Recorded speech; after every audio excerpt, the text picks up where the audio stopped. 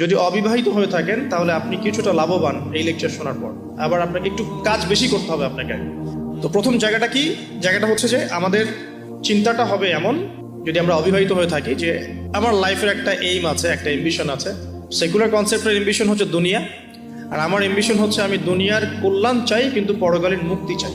এই হলো আমার ইসলামিক কনসেপ্ট, যে আমি দুনিয়ার কল্যাণ অবশ্যই চাও। দুনিয়াতে আমি একটা বাসস্থান আমার দরকার, একটা জব দরকার আছে, আমার ডিগ্রি সার্টিফিকেটসের দরকার আছে, আমার ব্যবসা বাণিজ্য দরকার আছে, কেরিয়ারের দরকার আছে।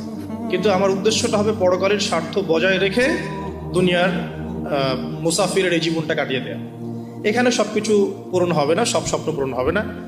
আর সব স্বপ্ন পূরণ হয়ে গেলে দুনিয়াটাই জান্নাত হতো। আর দুনিয়াতে সব কিছু পাওয়া যাবে না বলেই এটা দুনিয়া। দুনিয়ার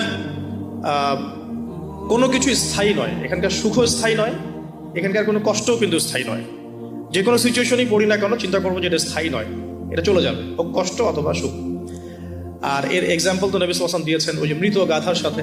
তোমরা কি কেউ 1 দিরহামের বিনিময়ে এই গাধা ক্রয় করবে? সাহাবীরা বলেছেন যে 1 দিরহাম কেন, বিনামূল্যে দিলেও কেউ ক্রয় করবে না। তো আল্লাহ রাব্বুল আলামিনের কাছে দুনিয়ার মূল্য এতটুকুই। অন্য হাদিসে এসেছে যদি একটা মাছির দানার পরিমাণও মূল্য থাকতো দুনিয়ার আল্লাহর কাছে, আল্লাহ পাক কাফের মুশরিকদেরকে 1 ফোঁটা পানি পান করতে দিতেন না।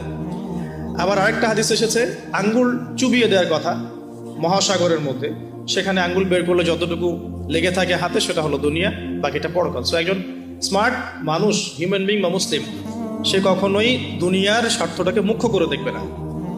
তো আমরা যখন ইসলামিক আইডিওলজি নিয়ে চলাফেরা করি, আমরা দুনিয়ার কল্যাণটা চাবো কিন্তু পরকালের মুক্তি নিশ্চিত করতে হবে। তো প্রথম কথা কি, concept of the ambition of লাইফটা ঠিক করতে হবে। সেটা সূরা আলে ইমরানের 185 নম্বর আয়াতে আছে।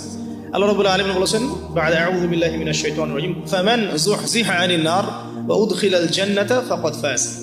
কিয়ামতের দিন যাদেরকে পুলসিরাত পার করানো হবে, জান্নাতে প্রবেশ করানো হবে, জাহান্নাম থেকে নিষ্কৃতি দেওয়া হবে, ফাকাদ ফাজ, সে তখন সফল হলো। মানে সে তখন চূড়ান্ত সাফল্য অর্জন করবে, এর বাইরে কোনো সাফল্যের ডেফিনেশন নাই। তো বিয়ে করেন আর নাই করেন, আগে কনসেপ্টটা ঠিক করতে হবে যে আমি আমার সাফল্য বলতে কি বোঝাচ্ছি।